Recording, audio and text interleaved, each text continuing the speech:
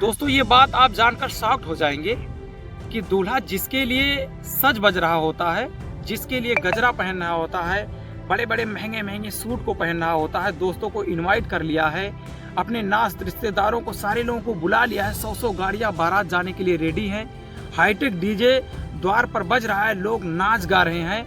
आज वही दुल्हन जैसे ही उसके मांग में वो सिंदूर डालेगा, उसका गला रेत देगी। शादी की पूरी तैयारी हो जाती है, पूरी गाड़ियां रोड पर बारात जाने के लिए रवाना हो जाती हैं और दुल्हन के द्वार पर ज्यों ही बारात पहुंचती है, घराती जो होते हैं पूरे अगवानी के लिए तैयार रहते हैं, बारातियों का जलपान करवाते हैं, आदर सत्कार करवाते हैं। आदर सत्कार करवाने के बाद जो अगवानी का रस्म होता है वो पूर्ण किया जाता है।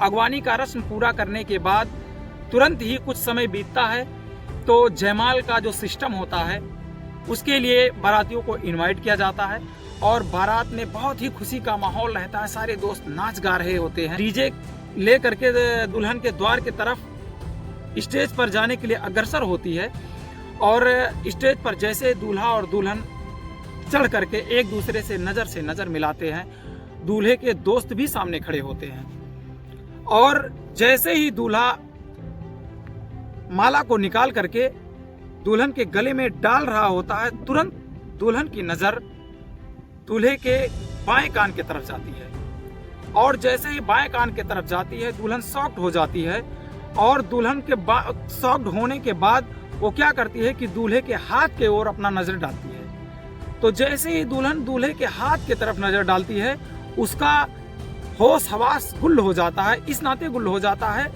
कहीं ना कहीं उसके साथ कोई बहुत बड़ा घटना घटी होती है, उसको याद आ जाती है। दरअसल बात ये रांची जिला के कोटरिया गांव का है। लड़की अपने ननिहाल में रह करके कक्षा 8वीं क्लास में पढ़ रही होती है। उसके नानी के गांव से लगभग 4 से 4.5 किलोमीटर दूर पर एक कस्तूरबा विद्यालय चलता था जिसमें वो रोजाना साइकिल से पढ़ने के लिए जाती थी और रास्ते का कुछ दूरी लगभग 1 से 1.5 किलोमीटर सुनसान एरिया आया करता था, जिसमें से कहा जा सकता है कि वो जंगल टाइप एरिया था। रोजाना उस रास्ते से आया जाया करती थी वो लड़की और ऐसे 2-3 लड़के रोजाना उसका पीछा किया करते थे, लेकिन वो लड़की उन लोगों पर ज्यादा ध्यान ना दे करके अपने विद्यालय और अपने पढ़ाई पर ज्यादा ध्यान देती थी। ऐसे दिन बीतता गया। मार्च महीने का समय था और लड़के उस दिन ज्यादा ही छेड़खानी पर उतर आए और लड़के क्या हुआ कि उस लड़की को उठा लेते हैं और पास में जो जंगल था उसमें लेकर चले जाते हैं।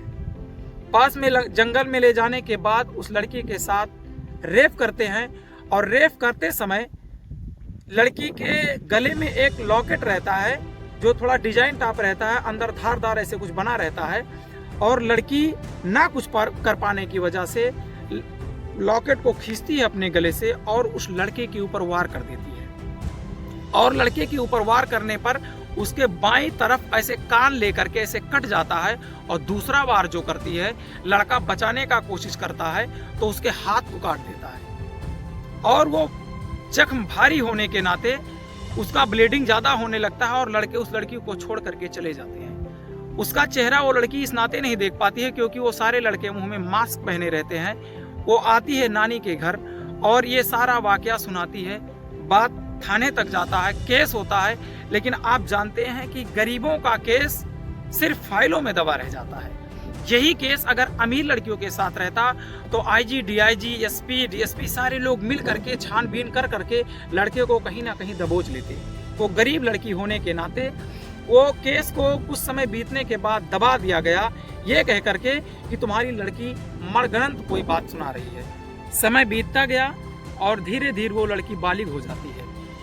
लड़की बालिग हो गई और आप जानते हैं कि जब लड़कियां बालिग हो जाती हैं तो बाप के सर पर एक बहुत बड़ा जिम्मेदारी बन जाती है और जिम्मेदारी बन जाने की वजह से उसके पिताजी जो है लड़का ढूंढना स्टार्ट कर देते हैं ताकि अपने बेटी का हाथ पीला कर सकें। दूर दराज से इसे लिंक भिड़ाते भिड़ाते घटना देखिए उस मोड़ पर आकर टिकती है कि कोई लड़का ना मिल करके जो लड़का उसको रेप करने के प्रयास में चोट खाता है उस लड़की के माध्यम से, जिसके कान पर चोट लगता है, हाथ पर चोट लगता है, उसी लड़के से उस लड़की की शादी फिक्स हो जाती है। और आप जानते हैं कि उस समय आज से 18-20 साल पहले की बात है, उस समय लड़कियां लड़के का दिखाई का रस्म जो आज के दौर में चल रहा है उस समय नहीं होता था। बाप जिसको फिक्स कर देते थे अपने बच्चियों के लिए, लड़कियां खुशी खुशी उससे शादी कर लिया करती थी। तो जैसे ही शादी का माहौल क्रिएट हुआ, सारा दिन ठिकाना सब धरा गया, उसके बाद में लड़का ब्याहने के लिए लड़की के दरवाजे पर पहुंचा। और अभी मैं आगे आपको बता चुका हूं कि अगवानी होने के बाद जैसे ही स्टेज पर चढ़ा गया जयमाल का कार्यक्रम संपन्न करने के लिए, लड़की की नज़र उस लड़के के कान और बाएं गाल पर पड़ जाता है। लड़की का इच्छा तो नहीं था कि लड़के के गले में वरमाला डाले, लेकिन कहीं ना कहीं उसके मन में बदले का भावना भी आ गया कि मैं इस लड़के के साथ पूरी जिंदगी कैसे बिताऊंगी जिस लड़के की नज़र इतनी गंदी है, जो आज के कुछ साल पहले मेरे साथ रेप करने के बारे में सोचा था। अब बताइए ये कितनी लड़कियों के साथ ऐसा कर चुका होगा, इसका कैरेक्टर अच्छा ना है। इस नाते वो मन को दबा करके उसके गले में वरमाला डाल देती है और वरमाला का रस्म पूरा होने के बाद वो घर में जाती है। घर में जैसे जाती है तो उसके सहेलियां उसके साथ में रहती हैं और नात रिश्तेदार जो उनके होते हैं उसके साथ में बैठी रहती हैं। वो उनसे कहती है कि मुझे कुछ पल के लिए मुझे अकेला छोड़ दो। और सारे लोगों ने कहा कि क्या बात है, तुम परेशान क्यों हो रही हो, खुशी का टाइम है, तुम्हें खुश होना चाहिए, तुम अकेला क्यों रहना चाह रही हो।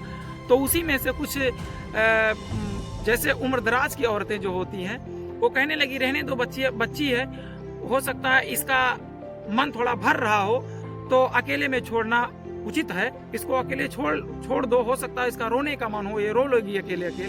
सारे लोग कमरे से बाहर चले जाते हैं और वो लड़की घर में एक नुकीला कटार, जिसको हम गांव में हांसिया बोलते हैं, उसको ले करके छोटा सा और अपने कपड़े के अंदर दबा के रख लेती है। और जब ब्याह का रस्म होने वाला होता है तो 7 फेरा लेने के बाद और पंडित जी जो भी सारे कार्यक्रम होते हैं मंत्र उच्चारण के साथ कार्यक्रम संपन्न करवाते हैं। और लड़का सिंदूर जैसे ही भरने वाला होता है उसके पास में जैसे आता है हाथ लगाने के लिए, तुरंत लड़की वो कटार निकालती है और उसके गले पर वार कर देती है। कंटिन्यू 3-4 वार करने से दूल्हा खून से लथपथ होकर के बेदी पर गिर जाता है। बाराती में पूरा हंगामा मच जाता है कि क्या हुआ, लड़की पागल हो गई है, दूल्हे के ऊपर हमला कर दी है। और जब तक कि लड़के को उठा करके अस्पताल पहुंचाया जाता, ब्लीडिंग ज्यादा हो रहा था, गले का मैन नस कटने की वजह से लड़के का डेथ हो जाता है। केस होता है, पुलिस आती है लड़की को अरेस्ट करने के लिए, पूरा कहानी पूछती है कि ऐसा क्या कारण बना जिससे तुम अपने होने वाले दूल्हे का गला रेतती। लड़की रो रो करके सारा वाकया सुना देती है। ये लड़का आज के कुछ साल पहले मेरे साथ ऐसा घटना किया था जिसके ऊपर हमने वार किया था, फला जगह हमने मार करके इसका निशान बनाया था। आप लोगों ने इसका छानबीन ना करने की वजह से ये अज्ञात रह गया और आज मैं इसके साथ पूरी जिंदगी कैसे बिता सकती। मेरा न्याय तो नहीं हो सका था, इस नाते आज मैं अपना खुद का न्याय मार करके ली हूँ। अब मुझे जितना भी केस मेरे ऊपर डाला जाएगा मैं खुशी खुशी स्वीकार करती हूँ। तो आपका क्या ख्याल है ऐसे रानियों के बारे में, ऐसे लड़कियों के बारे में जो अपने स्वाभिमान को उजागर रखना चाहती हैं, जिनकी सोच रानी लक्ष्मीबाई जैसी है, जो गंदी नजर वाले लड़कों को गला काटने का क्षमता रखती हैं। बाकी अगर कहानी आपको पसंद आई हो तो चैनल को सब्सक्राइब करें, लाइक और शेयर करें। Best of luck.